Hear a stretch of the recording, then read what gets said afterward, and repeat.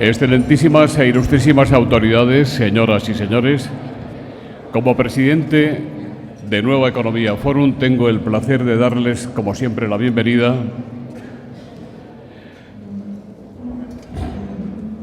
a Agenda Urbana 2030, Foro de la Nueva Ciudad, que organizamos gracias al mecenazgo de la Asociación Española de Empresas Gestoras de los Servicios de Agua Urbana, AGA, que cumple 25 años. Nosotros les vamos a la zaga porque cumplimos precisamente este año nuestro 20 cumpleaños. Hoy tenemos el enorme placer de recibir como ponente de esta tribuna al alcalde de Sevilla, don Juan Espadas, y tenemos la satisfacción de que su presentador sea el consejero delegado de Endesa, don José Damián Bogas. Querido Pepe, la tribuna es suya.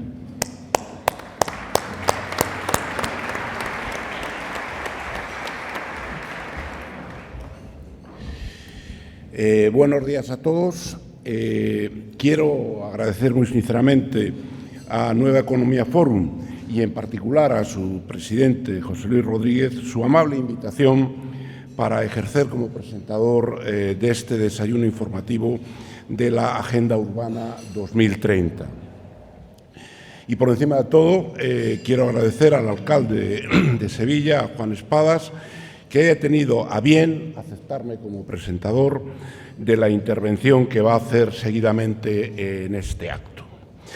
En efecto, para Endesa, por ser la mayor empresa de Andalucía y para mí, si me permiten confesar el egoísmo personal, es un auténtico privilegio presentar a la principal autoridad municipal de una ciudad con la que nuestra compañía tiene una relación muy especial. Acabo de decir que Endesa es la principal empresa de Andalucía y les ruego que disculpen esta afirmación si es entendida como una muestra de excesiva e inoportuna vanidad. No pretende serlo en absoluto, es solo la expresión del orgullo y el agradecimiento que tenemos por sentirnos parte de una comunidad autónoma con la que estamos firmemente comprometidos y de una ciudad, su capital, con la que mantenemos una estrecha relación desde hace décadas. No hace falta que les subraye la importancia que la ciudad de Sevilla tiene para nuestro país desde todo punto de vista. Solo ello haría más que legítimo, permítanme que lo diga así, interesante escuchar a quien es su principal representante institucional. Pero es que además creo sinceramente que Juan Espadas es una excelente expresión de los objetivos, valores y actitudes que este foro se ha propuesto a abordar y que son tan trascendentales para el devenir de nuestra sociedad. En especial, temas tales como la transición económica, ecológica, social y cultural de nuestras ciudades y su alineamiento con la Agenda 2030 y los Objetivos de Desarrollo Sostenible de Naciones Unidas son críticos para España en estos momentos. Y en todos ellos, Sevilla tiene mucho que decir y lo está haciendo. He tenido algunas ocasiones de hablar con Juan Espadas de estas cuestiones y lo confieso, menos de las que debería y de las que me hubiera gustado, Juan, pero esto seguro que lo vamos a corregir de inmediato. Y puedo dar fe de su especial sensibilidad respecto de lo que significa para su ciudad, para su comunidad autónoma y para España. En cualquier caso, no quiero que estas consideraciones sobre la actitud y la gestión que está desarrollando actualmente el alcalde de Sevilla me lleven a olvidar la principal obligación que ha de asumir un presentador en un acto como este. Aun cuando la trayectoria de Juan Espadas sea bien conocida, les ruego que me permitan resumirla brevemente.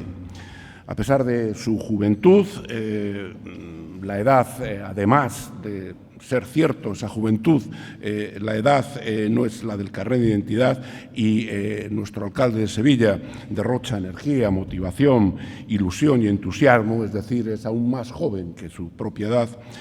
Su extenso currículum, a pesar de eso, y su intensa experiencia le han permitido formarse de manera excelente para gestionar los temas que actualmente tiene la responsabilidad de asumir. Es sevillano de nacimiento, pero no de cualquier sitio. El destino quiso que Juan naciera en el Hospital de las Cinco Llagas, actual sede del Parlamento de Andalucía. Por consiguiente, no diré que la vocación política le viene desde la cuna, pero bien que lo parece. Como decimos los españoles que tratamos de hablar italiano, porque los italianos dicen que esto no lo entienden, si non è vero, ben trovato. Cuentan que de niño quería dedicarse a temas que tuvieran que ver con las necesidades de la gente. Y, en efecto, no por casualidad estudió Derecho, licenciándose por la Universidad de Sevilla tras haber cursado estudios de bachillerato en el Colegio de los Salesianos del barrio de Miraflores, su barrio. Desde muy temprano, allá por finales de los años 80, se especializó en Derecho y Gestión Medioambiental en la Universidad de Carlos III, cuando estos asuntos no pesaban aún demasiado para las agendas de las políticas sociales. De esta manera empezó a aunar sus dos grandes pasiones, el derecho y el medio ambiente, y ello le permitió incorporarse al pequeño grupo humano que construyó en Andalucía una política ambiental que ha sido pionera y referente en España en particular y en Europa en general. Tras iniciar funciones como asesor jurídico de la Agencia de Medio Ambiente de Andalucía en 1989, Juan estuvo 14 años ligado a la Consejería de Medio Ambiente de la propia Junta, asumiendo, entre otras, las responsabilidades de jefe de gabinete, secretario general de Planificación y presidente de la empresa de gestión medioambiental, EGMASA, director general de Prevención y Calidad Ambiental, viceconsejero de Medio Ambiente y consejero de Vivienda y Ordenación del Territorio, presidente de la Fundación Andanatura y vicepresidente de la Fundación Doñana 21, entidades, por cierto, en las que Endesa ha tenido el honor de participar. Esta etapa no fue precisamente irrelevante para la política medioambiental de Andalucía, pues durante ella se aprobaron iniciativas tales como la Ley de Espacios Públicos Protegidos en Andalucía, la Ley Forestal de Andalucía, la Ley de Protección Ambiental, los primeros planes de ordenación de recursos naturales de Andalucía y el primer Plan Andaluz de Medio Ambiente. Todo este bagaje, unido a su participación como vocal del Consejo Nacional del Clima de España, coordinador del Comité de Seguimiento de la Estrategia Andaluza ante el Cambio Climático y miembro de la Comisión Permanente que elaboró la Estrategia Española de Cambio Climático e impulsó la Red de Ciudades por el Clima, hacen de Juan Espadas un incuestionable experto en política medioambiental. Por ello, no es de extrañar que Juan Espadas sea en la actualidad el presidente de la Red de Ciudades por el Clima de la Federación Española de Municipios y Provincias, una labor que ha sido reconocida por los Climate Reality Awards de 2018 en la categoría de Administración Local, una iniciativa creada en 2006 por Al Gore con el fin de luchar contra el cambio climático. También es miembro del Pacto de Alcaldes Europeos contra el Cambio Climático y uno de los 4 alcaldes españoles que está presente en el Comité de Municipios y Regiones de Europa, que viene a ser el Parlamento Europeo de los Municipios. Creo necesario destacar en esta descripción de la trayectoria de Juan Espadas un rasgo que le ha caracterizado desde el inicio de su experiencia profesional y política, que es el que siempre ha entendido su responsabilidad como el ejercicio de una construcción masiva basada en la cercanía a las personas y en la atención a los más necesitados. Ello le llevó a afiliarse al PSOE de Sevilla a mediados de los años 90, en el que ha sido coordinador federal de Medio Ambiente durante 12 años, con el apoyo de todas las federaciones de España. Es muy probable que en esta cercanía a las personas haya pesado su vocación de abogado defensor, pues aunque no ha podido ejercer esta función profesional, a pesar de estar colegiado, le sirve de guía cada vez que afronta la solución de sus casos perdidos, como él los llama, es decir, peticiones de ayuda muy singulares que nada tienen que ver con su responsabilidad profesional o política, pero en las que se implica de facto. Un buen ejemplo de ello fue su intermediación en la repatriación de un fallecido colombiano cuya familia no podía asumir los costes del traslado. Su primer cargo político fue el de viceconsejero de Medio Ambiente de la Junta de Andalucía, que ejerció de 2004 a 2008. A este le siguió el de consejero de Vivienda y Ordenación del Territorio hasta 2010, mandato durante el cual impulsó, entre otras iniciativas, la construcción de viviendas con precios públicos a través de un plan concertado con agentes sociales y económicos, el desarrollo del contenido del derecho a la vivienda recogido en el Estatuto de Autonomía, una ley totalmente novedosa en el año 2010, y la culminación de los procesos de ordenación territorial de Andalucía bajo criterios de sostenibilidad con la aprobación de los planes de las áreas metropolitanas de Málaga y de Sevilla. Después fue senador en las Cortes Generales de Andalucía entre 2010 y 2013 y portavoz del Grupo Municipal Socialista en el Ayuntamiento de Sevilla de 2011 a 2015. Dicen que una de las cosas que recuerda con más cariño de este periodo es su participación en el Foro Andalucía en el siglo XXI, junto a personas de la talla de Javier Castroviejo, Miguel Delibes, Felipe Benjumea y José Domínguez Abascal, entre otros. Foro que estuvo coordinado por otro gran amigo mío, como era el presidente de la Academia de Ciencias Sociales y de Medio Ambiente, Antonio Pascual. Desde el año 2015, Juan Espadas es el primer edil de Sevilla, cargo en el que se ha sabido combinar la innovación, la modernidad y la tradición, creando un proyecto de ciudad que apuesta decididamente por la cultura y el turismo, como escaparates de atracción de oportunidades empresariales y por el desarrollo empresarial y emprendedor y por la sostenibilidad medioambiental. Sin duda, se puede afirmar que Sevilla está de moda, aunque alguna vez ha dejado de estarlo, y mucha responsabilidad de que siga estándolo recae en la tarea de su consistorio, que ha traído a la ciudad grandes eventos como los Premios Goya 2019, la Cumbre Mundial del Turismo con la visita de Barack Obama o la Gala de los Premios MTV. No obstante, creo que estos eventos, con ser muy relevantes públicamente, no deben llevarnos a olvidar que una de las auténticas puntas de lanza de su gestión, al menos para mí, ha sido situar a Sevilla entre las ciudades líderes en la lucha contra el cambio climático y en el desarrollo urbano sostenible.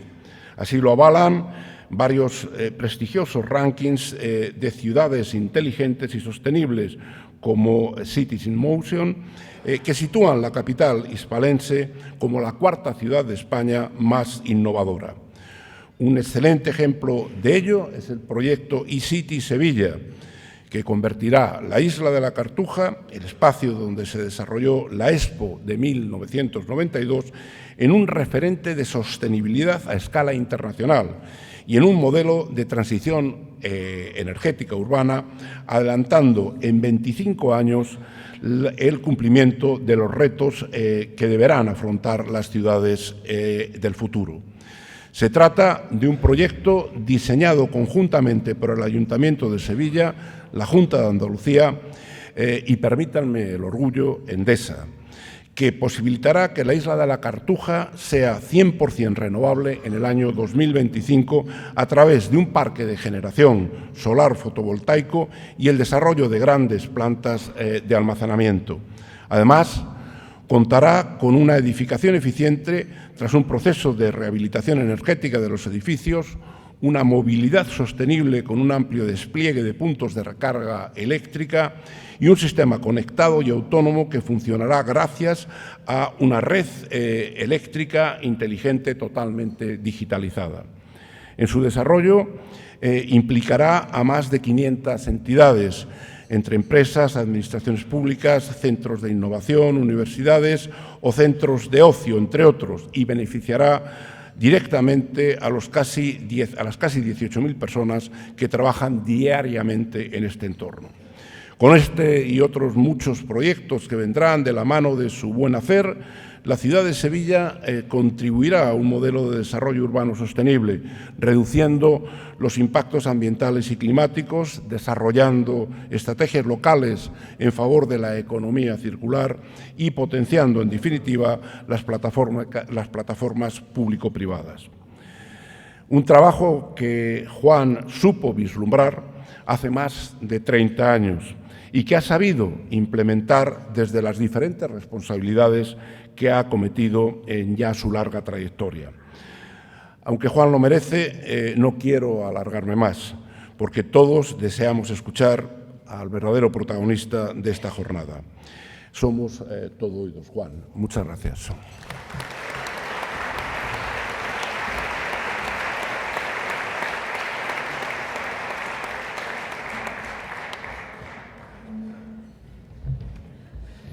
Bueno, muchas gracias, Pepe, por tu cariñosa presentación y extensa, además. Te quiero dar las gracias de forma especial porque bueno, el tiempo de un primer ejecutivo de una compañía como Endesa es oro y has querido ponerlo a disposición de estos amigos y también de este modesto alcalde de Sevilla que quiere venir a contarles algunas cosas, creo que de interés y que sin duda buscaba con tu presentación el que demos un ejemplo hoy aquí de lo que debe ser uno de los elementos fundamentales de la estrategia de futuro, que es la alianza entre el sector privado y la iniciativa pública para conseguir objetivos ambiciosos como los que venimos hoy a hablar aquí. Es absolutamente fundamental y por eso creía que tu perfil, desde luego, y tu persona eran las idóneas y no me equivocaba. Muchas gracias, Pepe. Bueno, querido presidente de Nueva Economía Forum, José Luis, presidente de AGA, y queridos amigos, ministro de Justicia, en primer lugar, muchísimas gracias, enhorabuena por tu disponibilidad también aquí. Entenderemos si tienes que salir corriendo en cualquier momento. Gracias igualmente también al vicepresidente del Congreso, de los Diputados, gracias a la presidenta del Partido Socialista y senadora, querida Cristina Narbona, secretarios de Estado y secretarias que nos acompañáis. Gracias al delegado del Gobierno en Andalucía, que también está aquí, alcaldes y alcaldesas de otros lugares de España que también nos acompañan. Padre Ángel, lo veo al fondo, gracias por venir. La verdad que es una satisfacción estar tan bien acompañado, gracias al alcalde de Soria, a las 5 de la mañana levantado para venir aquí a escuchar a tu amigo y alcalde, es un gran honor. Y sobre todo a los representantes del tejido empresarial, además de aquellos que tienen responsabilidad en el ámbito de instituciones, organizaciones sociales o otros, otros ámbitos que han considerado de interés hablar de este foro de agenda urbana que bueno, pues José Luis diseñó, que arrancó con el presidente de la FEM y que hoy pone, digamos, los pies en una... Yo pretendo plantear una experiencia concreta, no solo como alcalde de la ciudad de Sevilla, también como presidente de la Red Española de Ciudades por el Clima. No veo al secretario general de la FEM, pero lo veré, lo identificaré. Gracias, Carlos Daniel, también por estar. No te veo. Aquí. Gracias por estar aquí, porque quiero hablar en esa doble condición, porque creo que hay que plantear determinadas cuestiones en un foro como este que nos hagan reflexionar sobre cómo avanzar desde el municipalismo, desde el papel de lo local, en la estrategia, en este caso global, en materia de cambio climático, de transición ecológica, y quiero hacerlo además diciendo que esta segunda conferencia en este nuevo foro ya incorpora elementos interesantes respecto a la primera que dio el presidente de la FEN hace tan solo, José Luis, un par de meses quizá o una cosa así, ¿no? ¿Por qué lo digo? Bueno, pues la diferencia con la primera es que hoy en España el Gobierno de la Nación tiene un departamento con rango de vicepresidencia que va a impulsar la transición ecológica en nuestro país. Tiene otra vicepresidencia social que impulsa la Agenda 2030, junto con el Ministerio de Fomento, que es responsable también de la Agenda Urbana. Por tanto, hoy, con el Gobierno de España recién constituido, podemos decir que hoy tenemos un aparataje de Estado potente para poder asumir los compromisos que tenemos por delante. Si me lo hubieran dicho hace 30 años, cuando empecé a trabajar, como ha dejado aquí constancia Pepe, en esto del medio ambiente y más concretamente en el ámbito del derecho medioambiental, desde luego no me lo hubiera creído que íbamos a llegar, digamos, a esta posición política de agenda de Estado en estas cuestiones. Tampoco podía imaginar la complejidad que iba a venir con estas cuestiones.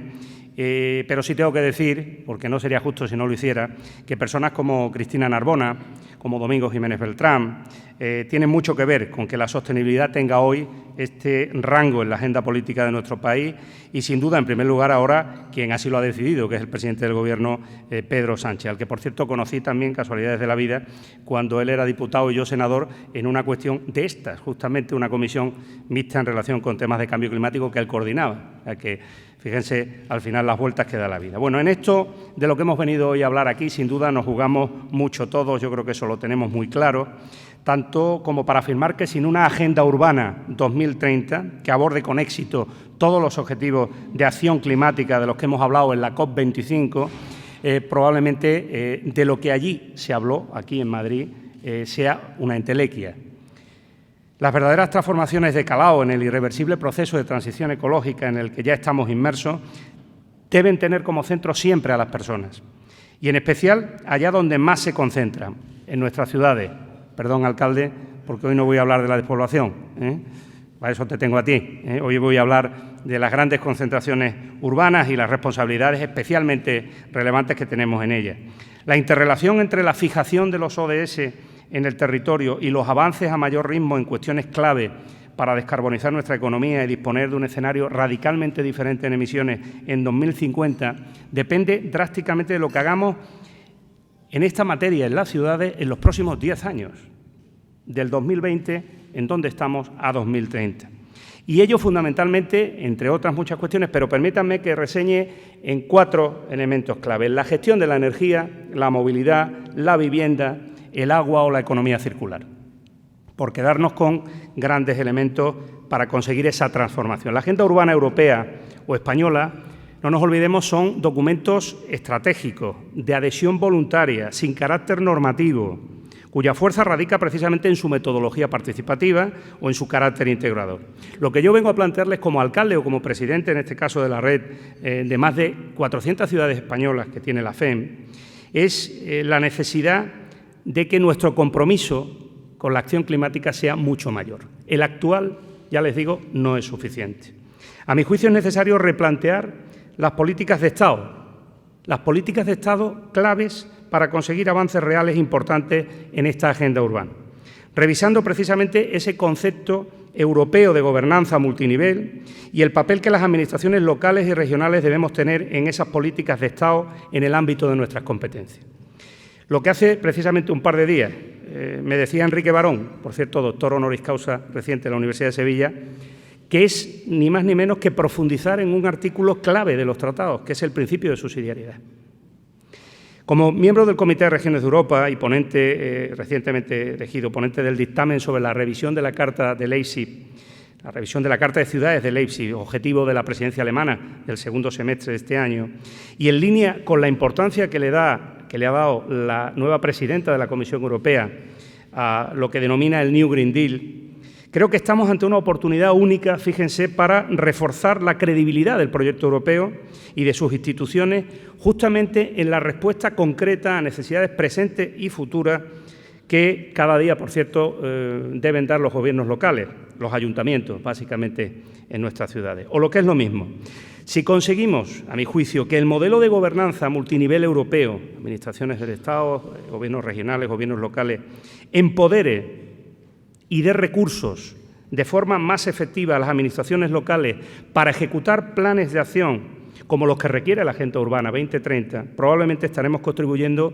además, de forma decisiva, a cimentar de forma mucho más sólida el apoyo de los ciudadanos a la Unión Europea, al proyecto europeo. Porque los cambios que van a producirse en su vida y en su entorno estarán tutelados precisamente por la administración más cercana a la que recurren permanentemente. ¿Imaginan la potencia de una red de ciudades en España que coordine acciones, que busque financiación, que ahorre costes y que busque las mejores soluciones en alianza con la iniciativa privada y dentro del marco de los planes de Estado en cooperación con las administraciones autonómicas? ¿Imaginan ese diseño de coordinación institucional entre administraciones, de alianza con el sector privado? Podríamos llegar a ver plataformas formadas por iniciativa pública y privada en un conjunto de ciudades españolas que de forma coordinada tuvieran acceso a inversión, por ejemplo, en el fomento de energías renovables en nuestras ciudades, la rehabilitación energética en nuestro parque de viviendas, por cierto, gran generadora de empleo, o proyectos emprendedores o innovadores sobre economía circular. Yo creo que estamos ante una posibilidad cierta de movilizar recursos económicos en una misma dirección, la de la transición ecológica en nuestras ciudades, y que esto solo depende de nuestra capacidad para generar un gran pacto político de Estado que deje al margen de la confrontación política decisiones económicas clave y que identifique fórmulas de regulación y de financiación de los proyectos eficaces, con menor complejidad de lo que en estos momentos hay, y que aseguren además una distribución justa de la riqueza e igualdad de oportunidades. Desciendo a Sevilla. La ciudad de Sevilla en esta nueva década tiene deberes, tiene tarea, con una planificación, eso sí, y una estrategia definida y aprobada en el Pleno de la Corporación al final del mandato anterior, que es el Plan Estratégico Sevilla 2030, para una población que va más allá de la capital, 700.000 habitantes, y que llega al área metropolitana a 1,5 millones de habitantes.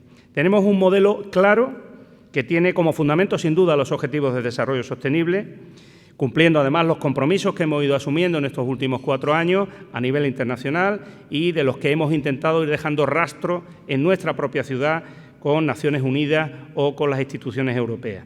Los grandes retos de nuestro planeta, sin duda, lo decimos siempre, pero lo tenemos que hacer, deben abordarse y priorizarse desde el ámbito local.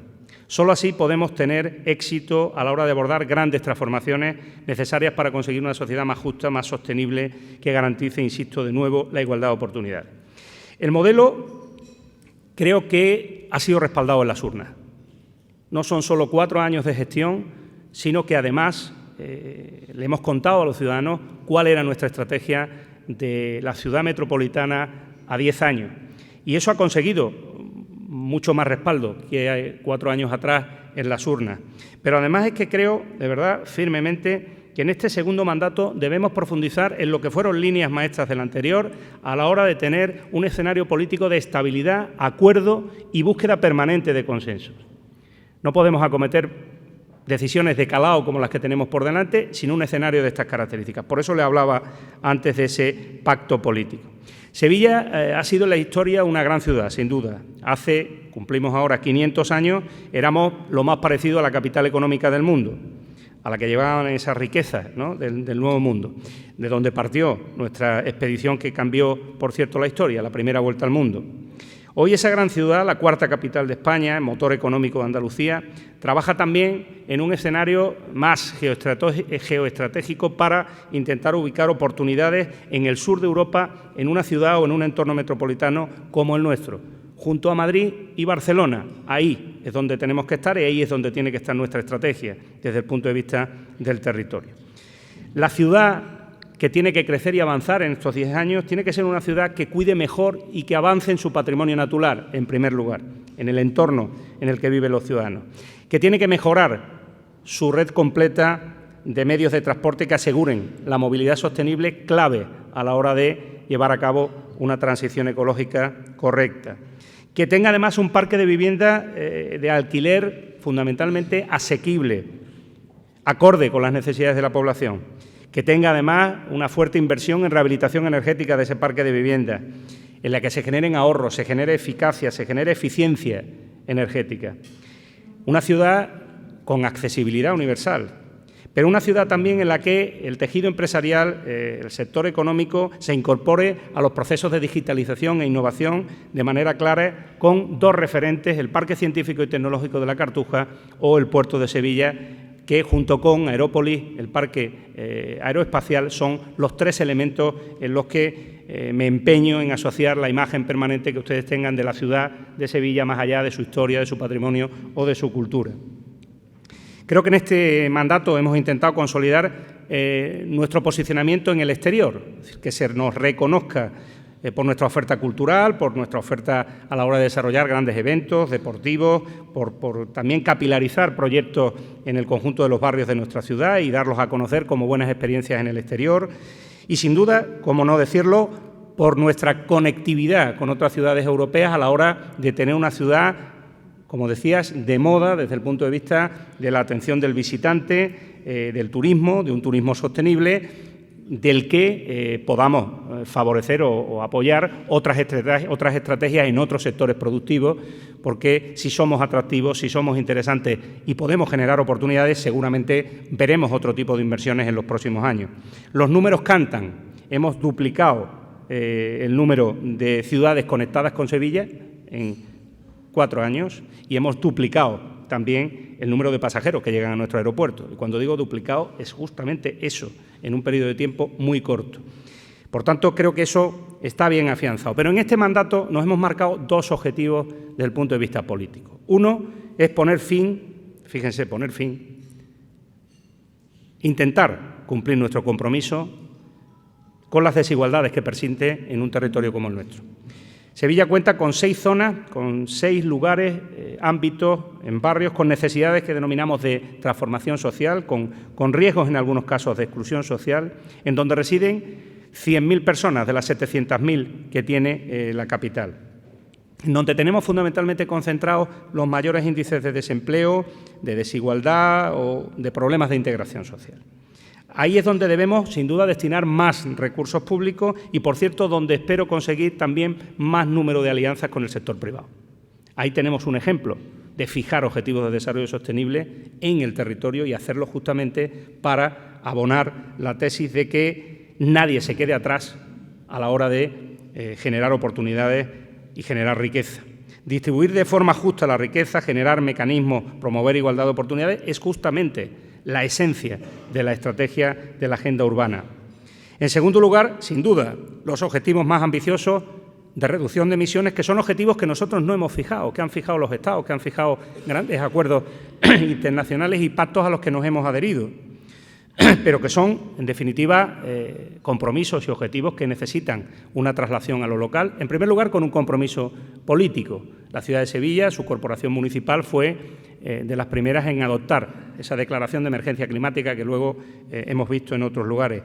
Por tanto, nos alineamos con la estrategia europea que lidera la presidenta de la Comisión Europea y que creo debe hacer posible un nuevo impulso a esa agenda urbana que sea la agenda de la transición ecológica, la agenda que, como les decía al principio, reforme de alguna manera la forma de ejecutar las prioridades de las políticas europeas en el territorio, en este caso en el ámbito local. La pregunta sería si nuestra ciudad tiene rasgos suficientes en estos momentos, al albur de los últimos años, para demostrar que pues tiene dinamismo, tiene capacidad para generar riqueza, desarrollo y, por tanto, puede orientar el mismo en la línea que estamos diciendo. Bueno, no podemos salirnos del entorno económico general del país, como es evidente, pero en lo micro, en el ámbito más local, sí es cierto que la realidad ha cambiado de 2015 aquí drásticamente. No voy a cansarles con datos, pero evidentemente el volumen de inversión en la ciudad, que se mide en licencias, que se mide en actividad, se ha multiplicado. También el que lugares que debían ser sectores de inversión y actividad industrial que estaban literalmente muertos, como los astilleros en Sevilla, en el puerto, hoy son un lugar en donde se construyen torres eólicas que acaban en distintos lugares del mundo, así como otros proyectos de importancia o de calado que demuestran que hay, en este caso, un nivel de actividad económica creciente. Eso se refleja también en el empleo, evidentemente, en el que estamos ahora justamente en donde estábamos hace 10 años, por tanto, habiendo superado toda la destrucción de empleo de la crisis y teniendo que abordar lo que nos ha costado tanto en esta tierra, en Andalucía, por supuesto en Sevilla, que es el desempleo estructural, ese que está claramente fijado y tiene razones muy concretas ligadas fundamentalmente a la formación, a la empleabilidad de determinados sectores de la población. La vivienda, otra vivienda, ¿verdad, Cristina?, se recupera en Sevilla con un diseño diferente, pero con algo básico, el compromiso de una administración local de diseñar, planificar y ejecutar planes municipales de vivienda, con otra orientación de los que se hacían antes, con una prioridad clara y absoluta en la vivienda, con vivienda social que garantice dar respuesta a las situaciones que tuvimos que abordar de manera con emergencia en los momentos de la crisis, con un replanteamiento de la vivienda pública, pero claramente con un proyecto que, si les digo, me siento especialmente orgulloso porque demuestra que cuando hay un proyecto de calado, transformador, en algo básico como es la vivienda, y que tiene y va más allá simplemente de una oferta de vivienda en el mercado, pues obtiene el respaldo de quienes miran otras cosas a la hora de valorar cómo se financia, y me refiero al Banco Europeo de Inversiones. Hemos conseguido firmar con el Banco Europeo de Inversiones la financiación de nuestro Plan Municipal de Vivienda y ahí hay elementos adicionales, más allá de los tipos de interés, que justifican por qué, en este caso, se apoya desde Europa una iniciativa de este tipo, ¿no?, que es fundamental para crecer en población, que es fundamental, efectivamente, para tener una ciudad más equilibrada, ¿no? A los datos turísticos ya me he referido, al Parque Científico y Tecnológico de la Cartuja, otra de las señales, ¿no?, decíamos, sobre el dinamismo, la actividad. Por cierto, todavía bastante desconocido. Por eso, permítanme que al proyecto que el consejero delegado de Endesa comentaba, ese proyecto eCity de capacidad del propio parque científico y tecnológico para producir la energía que demande en unos años, para anticiparse a los objetivos 2050, para apostar de manera clara y decidida por la energía renovable y convertir a ese recinto en donde, por cierto, hay 500 empresas alojadas, ese recinto que ha crecido un 9,6% en facturación más que el ejercicio anterior, en donde, por cierto, trabajan 18.400 personas y que es un ejemplo de lo que se denominaba hace años, ¿no?, esa triple hélice entre universidad, empresa y administración, que apuesta por la innovación. Insisto, gran desconocido fuera de Sevilla, responsabilidad nuestra, que debemos corregir. Ese es uno de los lugares en donde proyectos de este tipo, de referencia en materia de sostenibilidad, pueden hacer lo que denominamos grandes laboratorios urbanos de ensayo, de demostración y de aplicación de lo que debe ser la innovación aplicada a la transición ecológica y la apuesta por las energías renovables. El sector aeroespacial, que sin duda también tiene sus dificultades periódicamente en relación con cargas de trabajo y otras cuestiones, pero que para nosotros es clave y es clave para las exportaciones a nivel de Andalucía, por tanto, un sector que tenemos que cuidar, pero un sector fundamental en el PIB de Sevilla y de su área metropolitana, un ayuntamiento saneado y en situación de equilibrio económico. Hace 5 años la deuda del Ayuntamiento de Sevilla eran 443 millones, en este momento son 231, es decir, un ayuntamiento que puede asumir perfectamente ya compromisos de inversión más grandes en los próximos años, si, eso sí, las normativas nos lo permiten y las restricciones se flexibilizan. Y miro a mi amiga y responsable del Ministerio de Hacienda con mis recuerdos cariñosos a la ministra, a mi ministra en este caso. Bueno, también otros elementos sobre los que no quiero cansarles, uno más en materia de energía, hay que predicar con el ejemplo. Y un ayuntamiento, imagínense, si consiguiéramos los 400, ¿verdad, Carlos Daniel?, un ayuntamiento que decide comprometerse y que toda la energía que necesita en los servicios públicos, en este caso las instalaciones municipales, sea a través de un contrato con energía verde 100% renovable.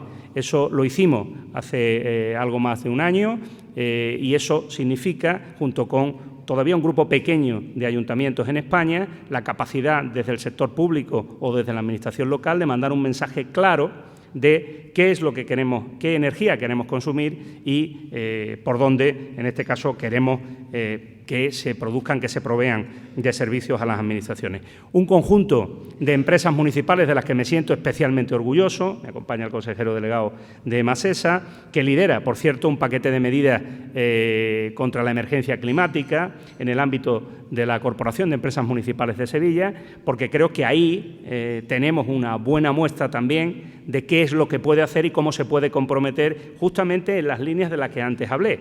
La vivienda, el agua, la gestión de los residuos o las apuestas por la economía circular tienen un primer actor que puede ser claramente impulsor de nuevas iniciativas y de alianzas con el sector privado, que son las empresas municipales de la ciudad de Sevilla. También es verdad que en Sevilla tenemos 4 empresas municipales 100% públicas, en este caso, y que, bueno, al menos creo, Manolo, que en el conjunto del agua de las que sentirnos orgullosos, ¿no? O sea que me parece que, además que tuviste responsabilidades, creo que debía decirlo también en esta materia. Bueno, pues si tenemos claro, por tanto, que hay señales o síntomas suficientes como para poder avanzar en una línea ambiciosa, yo quiero ir terminando. Me pedía José Luis que tengamos tiempo al menos para algunas cuestiones, algunas preguntas de ustedes, sobre todo sobre la base de cómo veo en la ciudad de Sevilla en estos momentos la posibilidad de avanzar en cuestiones verdaderamente importantes de compromiso en los próximos años. Primero, una ciudad que quiera claramente ser y tomar decisiones importantes en el ámbito de lo local, tiene que ser una ciudad que se alinee bien con la estrategia de Estado y con la estrategia europea en esta materia y que sea capaz de financiar proyectos en la ciudad. La financiación es clave para la administración local y la financiación tiene un problema grave. Ahora me referiré al que creen del que iba a hablar, hablaré. Pero en primer lugar es ser capaz de generar proyectos y proyectos solventes que obtengan, que lo hay, líneas de financiación importantes en Europa. Nosotros hemos pasado de prácticamente no contemplar esa variable como fuente financiera en la ciudad a conseguir en 3 años, en estos momentos, 167 millones de euros de financiación europea. Eso significa alinearte con proyectos innovadores, con proyectos en materia de sostenibilidad, es decir, alinear tu estrategia de ciudad con justamente lo que creo que son oportunidades en este momento, en relación no solo con cuestiones ligadas al cambio climático, sino a programas sociales, como hablaba antes de la vivienda, y también a programas para gestionar mejor lo que denominamos nuestro patrimonio vivo. Sevilla es una ciudad patrimonial y Sevilla, en su materia prima, tiene una buena parte de los ingredientes de éxito de esa receta que queremos para el futuro. Por eso el turismo está funcionando tan bien, porque creo que tiene una buena gestión, y agradezco a la secretaria de Estado que además en el mandato anterior y además renovada, pues no ha parado en este caso de apoyar iniciativas del Ayuntamiento de Sevilla. Creo que dice mucho efectivamente de cómo coordinar y cooperar entre un gobierno, el Gobierno de España, y una administración como la local. Y hemos conseguido financiaciones interesantísimas, proyectos Interreg, financiación de patrimonio en la ciudad, patrimonio industrial que vamos a rehabilitar, que estamos recuperando, que ya tiene financiación cierta, el caso de bueno, pues la antigua fábrica de artillería, el caso de otros proyectos también con inversión privada, como las Reales Atarazanas, que espero pronto ver en obra. Es decir, entender que hay que alinear objetivos y que hay que buscar financiación allá donde se encuentra. La agenda urbana, en su segundo objetivo, va de eso, ¿no? De analizar los instrumentos de financiación y ver cómo revisarlos, acercarlos. Hoy día no son suficientemente flexibles, de hecho son muy complejos y acaban, en algunos casos, generando o disuadiendo de entrar en ellos, pero son imprescindibles. Por tanto, ahí también tenemos que negociar, presionar y trabajar en el ámbito de la Unión Europea para, con el Ministerio de Hacienda, tener posibilidades de poder gestionar de una manera más ágil esos fondos. Los proyectos de desarrollo sostenible urbano integrado son una muestra de lo que hay que intentar mejorar en la gestión. Pero es importante, hay mucho dinero en juego en esa materia. En segundo lugar, creo que tenemos que plantear plataformas de colaboración público-privada ambiciosas. Hay pocos ejemplos en Europa, pero soy un convencido, y hace 10 años que decía esto en la tribuna del Senado, precisamente cuando se habló de la modificación de la Ley de Vivienda. La plataforma que hay que crear en este país con un gran proyecto de Estado de rehabilitación energética de edificios es fundamental. Es fundamental. Espero que la Secretaría General de Vivienda, que el Ministerio de Fomento, en este caso y con la distribución de competencias que en estos momentos se está produciendo en el ámbito del Gobierno, vea clara la posibilidad de inversión pública y de generación de empleo que tiene este país en esa materia y la contribución a la reducción de emisiones en un elemento básico. El transporte, la movilidad sostenible y la vivienda son elementos capitales para reducir de manera drástica, pero además para generar una inversión que no puede ser más rentable en términos sociales. Por tanto, deberíamos replantearnos si esas dos cuestiones no son suficiente argumento como para negociar, y ya he leído algo, duro y fuerte, las políticas de estabilidad presupuestaria y control del déficit en Europa. Y ahí, a los de la FEM, ¿verdad, Carlos Daniel?, nos van a encontrar al lado, peleando, pero necesitamos flexibilizar las políticas de techo de gasto, necesitamos poner en valor la capacidad de inversión que ahora mismo tienen los ayuntamientos saneados en España, que es la realidad que nos encontramos. No podemos seguir explicándole a los ciudadanos que no podemos hacer inversiones más importantes, por ejemplo, en transformación de la flota de vehículos de transporte público o en la movilidad eléctrica en la ciudad, porque tenemos una limitación de inversión pública que nos hace elegir entre eso, los retos de la transición ecológica, o las necesidades urgentes y evidentes que tienen nuestros barrios de la ciudad y que los ciudadanos esperan que atendamos. Creo que las políticas en esta materia y los planes de acción tienen que quedar al margen, al menos, de esas limitaciones o restricciones, porque creo que además, desde el punto de vista económico, ya no se justifica lo que en otro momento, en plena crisis, pues fueron acuerdos, evidentemente, con la Unión Europea y que se gestionaron entre las tres administraciones con un determinado reparto de responsabilidades. Creo que eso ha cambiado y espero estar ahí para ayudar a que eso cambie. Si eso es así, vamos a avanzar mucho más rápido, mucho más rápido. Por tanto, hay que hablar del Estado en mayúscula, del que, por cierto, aunque a veces lo tengo que recordar, los municipios somos Estado y los ayuntamientos no somos stakeholders. ¿Saben la de veces que yo he repetido esto en Bruselas? Cuando dicen, bueno, los mayores vamos a hablar, fijamos los objetivos, luego que entren aquellos a los que le vamos a contar lo que hacemos. No, no. Ese no es el concepto de Estado. Y aunque efectivamente el Comité de Regiones y Ciudades es un órgano de debate, es un órgano que, por cierto, ha avanzado mucho, Enrique, en los últimos años a la hora de influir y de coordinar mejor con la Comisión, pero necesitamos otro tipo de estatus a la hora, fijaros, a la hora de gestionar de forma eficaz la financiación de proyectos. Y soy un convencido que el BEI puede ser claramente una herramienta capital en la transformación y en la transición ecológica. Bueno, pues no les canso más. Tenía más cosas que contarles de Sevilla. Imagínense un sevillano hablando de Sevilla. Esto es un auténtico peligro. Pasa que ni la hora lo recomienda ni lo justifica. Y además hoy quería sobre todo introducirle determinados elementos digamos, firme convicción, compromiso político de las cosas que me parece que debemos transformar o cambiar, en las que poner el acento y en las que, modestamente en Sevilla, al menos en estos 4 años hemos puesto los pilares. Creo que podemos avanzar y dar un salto cualitativo en los próximos 4 y, desde luego, en eso es en lo que me voy a emplear a fondo. Creo que merece la pena porque si nuestras ciudades cambian, vamos a cambiar drásticamente nuestras posibilidades de futuro en lo que más nos debe preocupar, que es justamente la salud y los ciudadanos. Así que muchas gracias.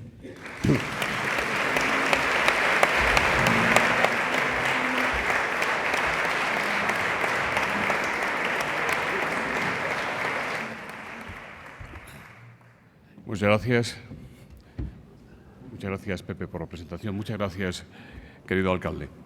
Julio Andújar hace la primera pregunta. Dice, usted preside un gobierno municipal en minoría y ha tenido que recurrir constantemente al diálogo, por ejemplo, para aprobar los presupuestos andaluces.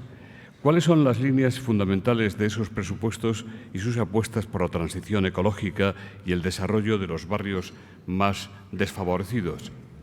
Bueno, efectivamente, como decía, este mandato se alinea con 2 grandes objetivos del Plan Estratégico de la Ciudad, aprobado por la Corporación, que son las zonas de transformación social, en las que hemos intentado empezar a ordenar las prioridades de inversión pública y los principales servicios públicos. Nosotros estamos convencidos de que no podemos ver solo la ciudad allá donde funcionan las cosas o allá donde las inversiones puedan ser más rentables a corto plazo, sino que tenemos que trabajar en transformar determinadas realidades que no nos gustan, y ese es nuestro compromiso. Por tanto, hay una primera, digamos, distribución de presupuestos que orienta, pues, por ejemplo, las infraestructuras a la hora de hablar de pobreza energética o hablar, en este caso, de gestión de recursos hídricos y tal, hacia barrios que tienen especiales necesidades y en donde sencillamente se ha invertido menos a lo largo de la historia, ¿no? Esa capilaridad en las inversiones en barrios, bueno, pues los alcaldes la entendemos muy bien, y en las grandes ciudades, además, lo que tienen que abonar es intentar evitar la fractura, la brecha, que cada vez se genera más, concentrando riqueza en determinadas personas o zonas y generando simplemente gestión de problemas varios. Me ha encantado eso de abogado de causas perdidas. Espero que de lo que hemos hablado hoy aquí no sea una causa perdida, si no vamos a tener un problema, ¿eh? O sea que, por tanto, me ha encantado porque además, sí, tengo además ese espíritu, me encantan los retos y en este caso aquellas cuestiones que en principio parecen condenadas a no resolverse, ¿no? Me estimulan bastante, ¿no? En segundo lugar, los temas de transición ecológica, de vivienda, fundamentalmente lo que estamos intentando es estimular nuestra capacidad para atraer inversión, lo he dicho, en la financiación europea, evidentemente también intentar jugar con instrumentos de gestión a través de nuestras empresas municipales, como es Envisesa, la empresa de vivienda pública, en todo lo relativo a la transición que tiene que hacerse en nuestro parque de vivienda.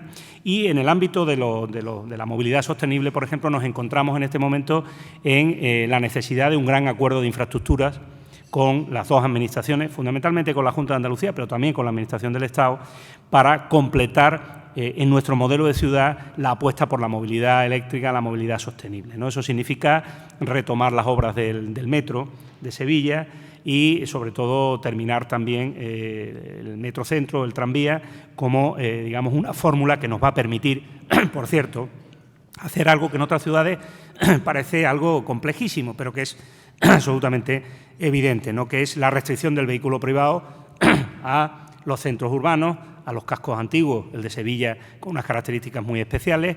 Eso está en marcha. Eso tiene, digamos, una base de acuerdo político a la izquierda y creo que debe tener una unanimidad de sentido común en la totalidad del espectro político. A eso me refería cuando hablábamos de no hacer guerras, que en el pasado se han hecho, ¿verdad, Alfredo?, sobre cuestiones que son básicas en la transformación del modelo de ciudad y en la que, por cierto, luego toda la ciudadanía se siente enormemente cómoda, pero que al principio suenan a restricciones, suenan a y que luego finalmente dicen esta es la ciudad moderna, esta es la ciudad en la que queremos vivir, etcétera, ¿no? Creo que tenemos que aprender de las experiencias del pasado, pero por ahí va efectivamente nuestro esfuerzo en seguir transformando la flota de vehículos, en seguir apostando por nuevos métodos de movilidad, en ordenar, fíjense lo que está pasando en nuestras ciudades, ¿no? Ordenar la cantidad de nuevos medios de transporte, las motos, las bicis, las patinetes, hay que ordenar dónde queda el peatón, dónde ponemos, y todo esto viene a una velocidad de vértigo, ¿no? Por tanto, hay una parte de financiación pública, pero yo me siento orgulloso de ser un ayuntamiento, creo que atractivo y sobre todo acogedor para proyectos innovadores y para proyectos en donde la seguridad jurídica y la estabilidad, en este caso, y las decisiones con cabeza, con sentido común, hacen que la iniciativa privada y los recursos que los hay para este tipo de cuestiones vean oportunidades de desarrollarse, ¿no? Gemma Vélez, de Canal Sur Radio, dice: últimamente se están desarrollando en Sevilla carreras ilegales. ¿Tiene previsto el Ayuntamiento adoptar medidas para evitarlas? Anoche, sigue diciendo Gemma Vélez, la policía local hispalense abortó una de esas carreras convocadas a través de las redes sociales. Bueno, son cuestiones puntuales que se dan a veces en algunos lugares muy concretos y sobre los que la policía local, evidentemente, cuando tiene conocimiento, como dice, se mueven en un ámbito de redes, pues aborta antes de que se produzcan, ¿no? Pero al final, bueno, pues fenómenos como la botellona o otras cuestiones que ocurren en ciudades, en grandes ciudades, bueno, pues estamos permanentemente en un tira y una floja, ¿no? Mire, para nosotros, evidentemente, esos fenómenos hay que conseguir extinguirlos, pero también nos preocupan otros fenómenos de concentración de personas en espacio público que generan problemas de accesibilidad o que tienen, en este caso, otro tipo de dificultades. Es decir, un ayuntamiento tiene la gran dificultad de tener que manejarse en el macro, en el micro, en las distancias cortas, en el medio y en el largo, y por tanto tiene que atender cuestiones que pueden ser anecdóticas, pero serias y preocupantes, porque puede haber una desgracia, porque puede haber un accidente, con cuestiones que en definitiva signifiquen cambios en las pautas de comportamiento ciudadano. En todo esto de la transformación, lo que hay en el fondo es también otra forma, digamos, de actuar en sociedad. Y esto es mucho más complejo y mucho más lento, pero tenemos que hacer mucha pedagogía con los jóvenes, mucha pedagogía con los vecinos en los barrios. Es que a veces se producen determinados debates que son muy contradictorios, ¿no? Nosotros hemos tenido debates en relación con el arbolado en los que hemos tenido vecinos queriendo quitar árboles y vecinos defendiendo árboles enfermos. Es decir, hemos tenido una cosa y la contraria. ¿Dónde nos quedamos? Al final, el gestor público tiene que ser el que ponga, lógicamente, sensatez, sentido común y explique por qué se hacen las cosas, qué opciones tenemos y luego busque respaldo ciudadano suficiente, porque si no, los cambios al final parecen imposiciones y los cambios no dejan de ser justamente una de las virtudes del ser humano, la adaptación permanente, con una variable que ahora la adaptación es vertiginosa y, por tanto, más compleja. Amparo Valenzuela dice, el plan Respira Sevilla se propone recuperar espacios para el peatón, como usted ha señalado. ¿En qué van a consistir concretamente las restricciones de acceso en vehículo privado? Y también le pregunta si van a copiar ustedes el modelo de Madrid Central que ha resultado ser tan controvertido en Madrid. Mire, Sevilla fue una de las primeras ciudades que en 2010, miro aquí al alcalde de Sevilla entonces y al responsable también en esos momentos de urbanismo, vicepresidente hoy del Congreso, que puso en marcha un plan de restricción de vehículo privado al centro. Se llamaba justamente Plan Centro, en 2010. Bueno, pues aquello que fue complejo porque ya llegaba al final del mandato, porque había poco tiempo, digamos, para la pedagogía necesaria, para la gestión, digamos, práctica de todo aquello, no consiguió, como ha ocurrido con el caso de Madrid Central, asentarse de forma que un cambio de gobierno, y ahí se produjo en Sevilla en 2011, a los pocos meses, revisara o introdujera algunos cambios, pero mantuviese el concepto, el criterio de la restricción de vehículo privado como un elemento claro de desarrollo de un casco antiguo que favorecería no solo el turismo, sino el disfrute del espacio público y tal. No fue posible. El Partido Popular decidió, como en el caso de Madrid, tomar esto como un elemento bandera de confrontación. Me refería a este tipo de cuestiones que creo que lo que tenemos que hacer es discutirlas, debatirlas, porque lo que no tiene sentido es que luego, cuando tenemos que hacerlas, resulta que parece siempre se nos ocurrió a nosotros. Pero, oiga, usted defendía lo contrario. ¿Esto cómo es, no? Entonces, yo creo que hay que poner sensatez en esto. Para nosotros, el centro, el casco antiguo, es algo más que simplemente plantear la restricción del vehículo privado. Esta es una herramienta básica, pero para conseguir fundamentalmente un mayor disfrute del espacio público. Entonces, por eso, esa filosofía ya se perseguía en esas grandes transformaciones de la ciudad entre 2007 y 2010, por eso va de la mano de toda una nueva arteria de peatonalización y de puesta en valor de equipamientos de ciudad y de infraestructuras que tenemos ahora mismo sin uso en el centro, aquellos que conocen Sevilla, que sería de alguna manera el nuevo eje al estilo del que se llevó a cabo con la puesta en marcha precisamente también del tranvía, de un transporte público sostenible, en ese periodo 2007-2010, que fue la recuperación de la calle San Fernando, la Puerta Jerez, la Avenida de la Constitución y la Plaza Nueva. Bueno, pues tenemos otra arteria que vendría, en este caso, desde la Ronda Histórica, que entraría al centro, en este caso por otro lado, cerrando una U, y que nos permitiría recuperar plazas como Ponce de León, en este caso cruzar la Seta, llegar a la Plaza del Duque o a la Gavidia, todo ello en un itinerario peatonal con un tranvía y obviamente eliminando no solo autobuses, que hay muchísimos allí y tal, sino sobre todo pudiendo disfrutar de espacios peatonales y espacios, digamos, diferentes a los que hoy tenemos. De la mano de eso es absolutamente necesario que el vehículo privado lo disuadamos de entrar ahí y que generemos o aparcamientos de borde, como están en el Plan de Ordenación Urbana, o en todo caso mejor transporte público y transporte público eficiente, ¿no? Ese es el plan, lo hemos llamado, siempre lo del nombre tiene su guasa, porque al final te lo acaban asociando. Bueno, hemos intentado ligar esa estrategia a una estrategia de salud pública. Esto no es más que tener una ciudad más saludable, una ciudad más transitable, una ciudad en la que los ciudadanos puedan disfrutar mejor y, por tanto, respirar al final es vida, ¿eh? El que respira tiene vida, una ciudad con más vida es una ciudad que tome estas decisiones en ese entorno, que es el escaparate, es el salón de la casa. Insisto, ese salón no nos puede dejar de hacer ver que tenemos todo un conjunto de barrios, 11 distritos de la ciudad, en las que, por cierto, también estamos llevando a cabo proyectos de referencia en materia de sostenibilidad. Y lo hemos hecho en el Polígono de San Pablo, con un modelo de intervención urbana de la mano de Masesa y de la Gerencia de Urbanismo, que apunta por dónde tienen que ir las transformaciones urbanísticas. Aquí, cuando arregles una calle y arregles las redes que tienes debajo, tienes que pensar en otro tipo de materiales constructivos, en otro tipo de diseño del espacio, de la masa arbórea y del disfrute que el ciudadano hace. No queremos ciudades o calles de paso, sino calles de estancia y lugares en donde el ciudadano, de alguna manera, se reconforte de vivir en ellas, ¿no? Le agradecería mayor brevedad en la respuesta, porque tenemos todavía algunas preguntas y nos faltará el tiempo.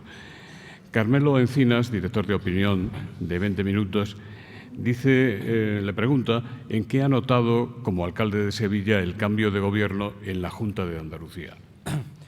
Bueno, el Gobierno andaluz lleva un año de gestión y en lo relativo a la relación con el Ayuntamiento de Sevilla, es verdad que teníamos distintos temas en materia de infraestructura, fundamentalmente, más que en otras cuestiones, digamos, competenciales entre un ayuntamiento y otro, que hemos intentado despejar. Es verdad que en el final del mandato anterior apuntamos, por ejemplo, a acuerdos ya entre Junta de Andalucía y Ayuntamiento de Sevilla con el apoyo del Gobierno de España en relación, por ejemplo, con el metro y otros proyectos básicos, ¿no? También tomar decisión sobre otras infraestructuras de movilidad de la ciudad que son capitales para todo lo que hemos hablado, ¿no?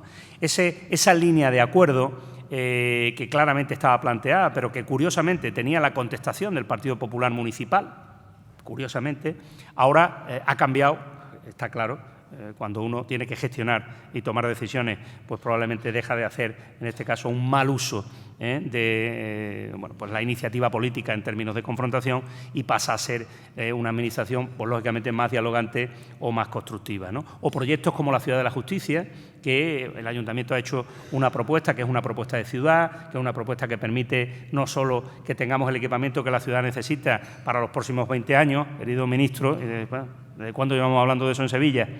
La ubicación, el cómo, el qué. Bueno, pues yo le planteé al anterior Gobierno andaluz y el actual, en este caso, ha creído en el proyecto y lo va a desarrollar, un lugar para hacerlo, un lugar viable que además facilite el desarrollo y las infraestructuras, fundamentalmente de metro, en el sur. Con tanto, yo en estos momentos, desde el punto de vista de lo que es la cooperación y lealtad institucional con la Junta de Andalucía, estoy funcionando con algo muy claro, que es el interés general. Yo soy el alcalde de Sevilla, tengo que hacer frente a retos y necesidades urgentes de mis ciudadanos y no tengo tiempo que perder, salvo que alguien quiera perderlo, en otro tipo de debates o diatribas, ¿no? Sí es verdad que tenemos diferencias en cuestiones importantes, pero en aquellas que requieren inversión, en aquellas en las que tengo claro que son oportunidades que tienen que producirse en la ciudad de Sevilla, yo creo y me caracterizo por ser un alcalde en el que se valora de alguna forma el sentido común y la confianza a la hora de poder desarrollar proyectos, ¿no? Y en ese sentido nos vamos a encontrar, nos tenemos que encontrar con seguridad.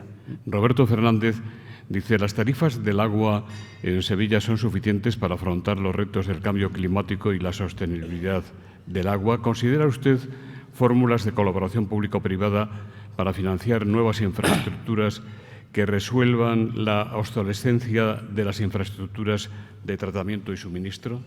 Bueno, pues una pregunta de máxima actualidad. Nosotros hemos conseguido sacar este lunes los presupuestos del Ayuntamiento de Sevilla, son nuestros cuartos presupuestos y aprobados de manera definitiva, por tanto estamos ya con capacidad de ejecutar, creo que hemos sido uno de los primeros ayuntamientos en conseguirlo, pero en paralelo hemos planteado y hemos sacado adelante también una modificación de la tarifa del agua, fundamentalmente porque en el área metropolitana, no solo la ciudad, había que acometer una serie de obras de infraestructura urgentes e imprescindibles, que no podían, en este caso, financiarse con los presupuestos ordinarios de una empresa metropolitana de aguas, que es una empresa que funciona muy bien, saneada, con mucha capacidad para acometer, en este caso, planificación de obras en la ciudad y en los municipios metropolitanos, pero que cuando tiene o se enfrenta a un paquete de proyectos de características extraordinarias debe financiarlos con un presupuesto extraordinario. La revisión de las tarifas, en este caso del agua, pues como ocurre en otras ciudades, el otro día hablaba con el alcalde de Málaga, ¿no? Y me decía con la complicidad de alcaldes, oye, macho, ¿cómo lo has hecho? Porque yo aquí cada vez que saco el tema me matan. Digo, pues mira, lo he sacado, pero no con los tuyos, que votaron en contra. Digo, por lo tanto, lo primero, un poquito de reflexión, porque esto es igual de necesario y bueno en Sevilla que en Málaga. Así que si quieres, vengo a Málaga y te apoyo en este caso, que es justo lo contrario de lo que ha hecho el Partido Popular en Sevilla, en algo evidente, que es, ¿se necesitan esas infraestructuras? Sí. Es que encima son urgentes. ¿Cómo financiarlas? El coste de subida de la tarifa ha sido mínimo el que se ha planteado y a lo largo de una serie de años, pero es que es imprescindible. El mantenimiento de una red y los cambios que hay que hacer en nuestras ciudades exigen, y por eso lo decía, de otras fórmulas de financiación. Y que ahí haya posibilidad de búsqueda de financiación pública y privada ha sido muy complejo estos años, porque hay que echar números, miro a Magdalena, y a veces la financiación público-privada hay que estudiarla muy bien, sobre todo no cómo empieza, sino cómo acaba. Pero es cierto que tampoco hay que cerrarse en banda porque bueno, ahora mismo tenemos todo tipo de limitaciones a la hora de hacer inversiones y tenemos un problema de ritmo, de prioridades, pero también de ritmo a la hora de acometerlas. Y hay algunas que no pueden esperar. Por tanto, proyectos como la Ciudad de la Justicia, me decían ayer, en este caso el vicepresidente, en otras ciudades, pues se van a plantear, en el caso de Jaén, claramente como un proyecto de colaboración público-privada llave en mano. ¿Por qué? Porque la Junta de Andalucía no puede asumir ahora mismo una Ciudad de la Justicia en Jaén y, por tanto, lo va a sacar completo a financiación e iniciativa privada, por poner un ejemplo tal. En el caso de Sevilla, bueno, pues, hemos tenido la habilidad de hacer un gran ejercicio de sostenibilidad, que es apoyar el equipamiento Ciudad de la Justicia en una ciudad existente. En este caso, en lo que fue el complejo Palmas Altas, en donde sabéis que tenía la sede central a Bengoa y que claramente ahora, por la evolución de la empresa, pues tiene una inmensa disponibilidad de espacio, más la salida de ahí de una universidad privada que también ha dejado tal. Bueno, pues mire, hemos reciclado en este caso y en los próximos años ahí haremos. No vamos a construir, vamos a adaptar, en este caso, por cierto, un magnífico equipamiento en términos de sostenibilidad, ¿no? Pero yo no puedo decir aquí, con lo que nos viene encima, que tengamos que sencillamente cerrarnos en banda a buscar fórmulas de financiación. Ahora mismo, y en el ámbito del agua y del sistema metropolitano de agua en Sevilla, hemos sido bastante capaces de gestionarlo utilizando recursos públicos, pero el futuro dirá. Antonio Jaramillo dice, el Partido Popular le acusa de un nuevo catastrazo al haber subido un 3% los valores catastrales de Sevilla. Dicen que con nocturnidad y alevosía. ¿Cómo defiende usted la presión fiscal en Sevilla? Bueno, es lo mismo que ha hecho el alcalde de Málaga, solo que no es del PSOE, es del Partido Popular. O lo que tenemos que hacer los alcaldes, ¿verdad, Carlos?, de vez en cuando hay que actualizar los valores catastrales, ¿no? Esto queda muy bien en términos de titular, lo de catastrazo y tal. Mira, es más sencillo.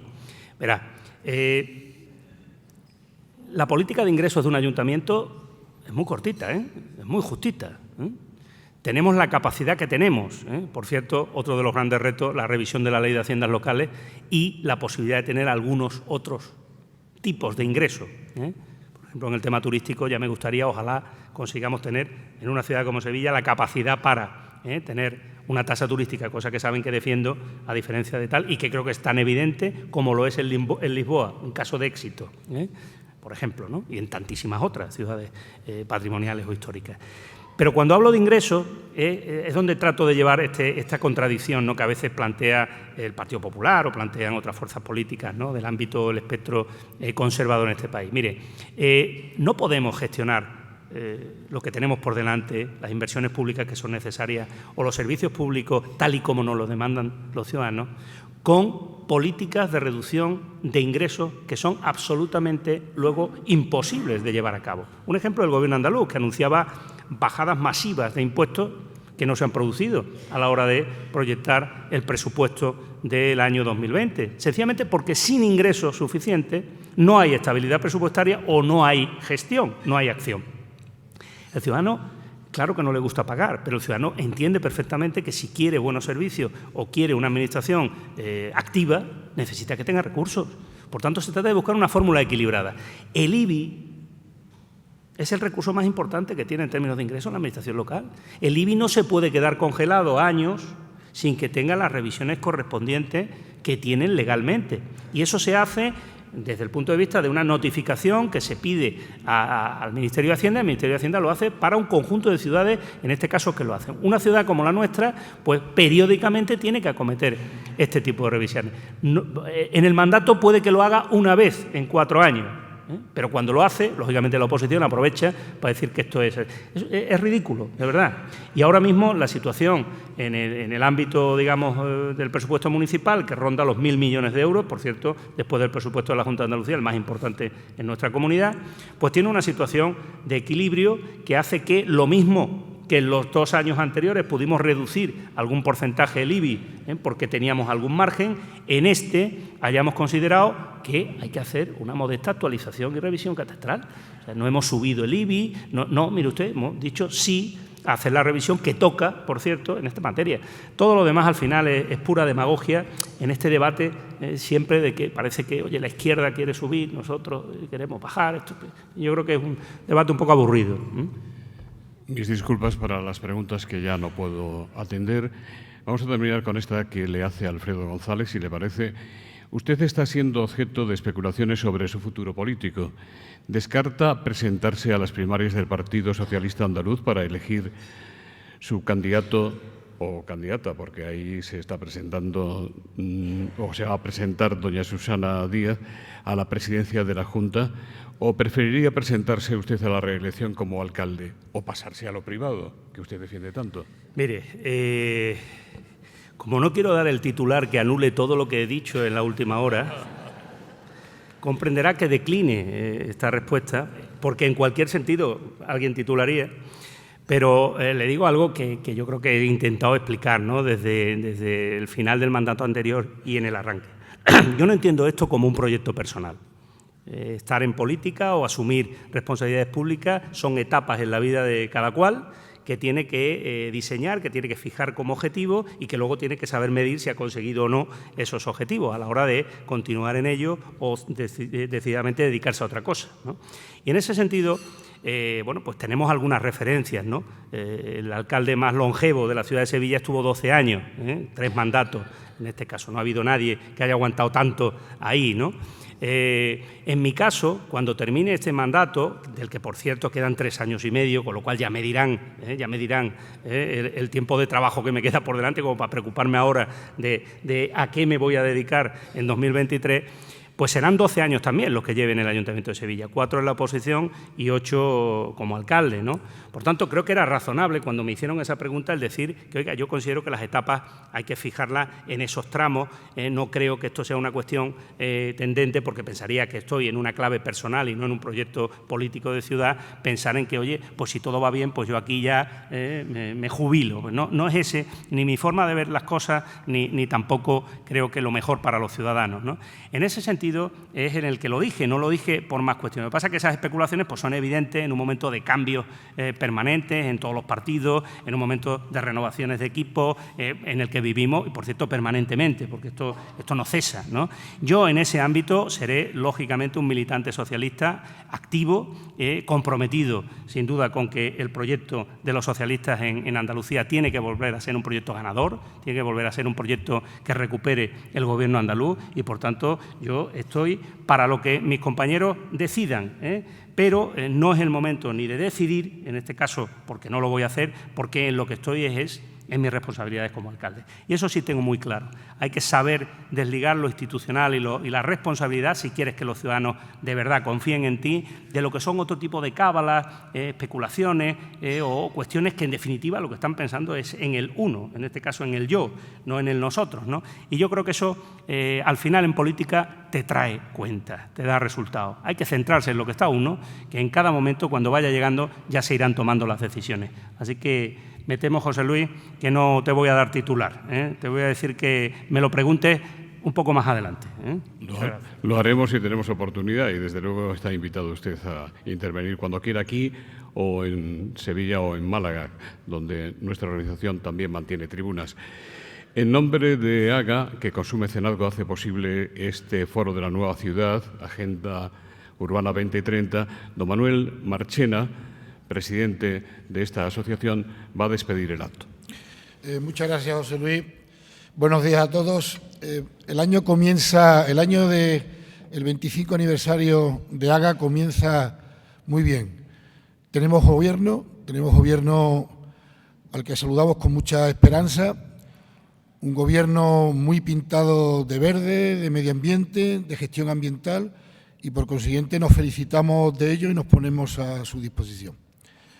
En segundo lugar, este ciclo que apoya AGA, que como saben ustedes es la Asociación de Empresas del Ciclo del Agua Urbano española que incluye, que asocia a las públicas, a las privadas y a las mixtas, a todas, en su inmensa mayoría, pues ha tenido la fortuna de que el primer ponente del año 2020 pues sea el alcalde de Sevilla, presidente de Masesa, alcalde de mi ciudad y muy teñido de verde, muy teñido de transición ecológica y muy teñido de sostenibilidad. Lo que nosotros desde AGA, desde hace 25 años, venimos haciendo, y se lo digo sin vanidad y soberbia, a bas la letre.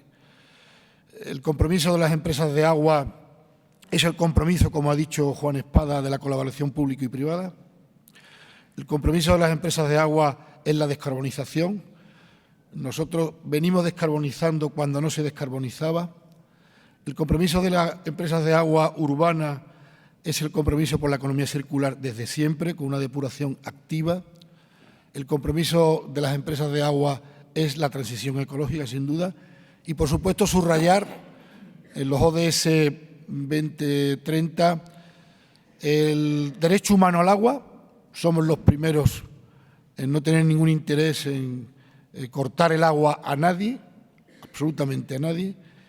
Y, además, en todo aquello que tenga que ver con medidas sociales. Hemos firmado un convenio colectivo de ultraactividad, inclusivo, muy por encima, convenio colectivo, digo, cosas que se van a ir revisando en estos años, convenio colectivo que además está en una línea muy avanzada de formación, inclusión y estabilidad en el empleo. Nos parece, y yo le hablo desde la patronal. Por tanto, con la esperanza de que gente como el presidente de Masesa, una de las empresas, don Juan Espada, una de las empresas europeas públicas más importantes de agua urbana en estos momentos, desde siempre, pero todavía más en estos momentos, pues nos apoyen en este año en cambiar la agenda o en dinamizar la agenda para eso, para insistir en la gestión eficiente, en la colaboración público-privada, resolver los problemas de la depuración en España y, sobre todo y particularmente, con los ayuntamientos vamos a tratar, querido alcalde de Sevilla, lo que tú has hecho ya, de buscar un discurso sobre tarifas justas que resuelvan los graves problemas de inversión infraestructural en el agua en nuestro país. Las tuberías están bajo tierra, no las ven los ciudadanos, pero las tuberías se van haciendo muy antiguas y son necesarios, por la sostenibilidad del sistema, renovarlas. Muchas gracias.